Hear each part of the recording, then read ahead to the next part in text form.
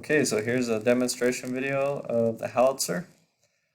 So here we can move the howitzer left to right, and then we can do a slow raise, or we can lower it slowly.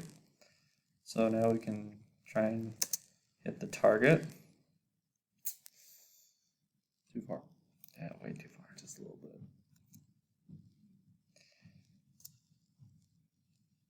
And even if I hit the spacebar again, the program will not let me fire a second bullet. You're pretty close. Not that time.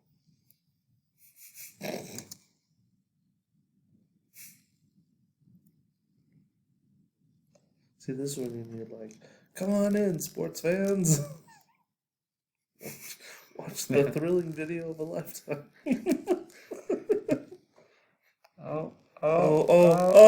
Yeah! And we hit the target, and even if I hit the spacebar, we cannot shoot another bullet because we hit the target. And that is our demonstration video.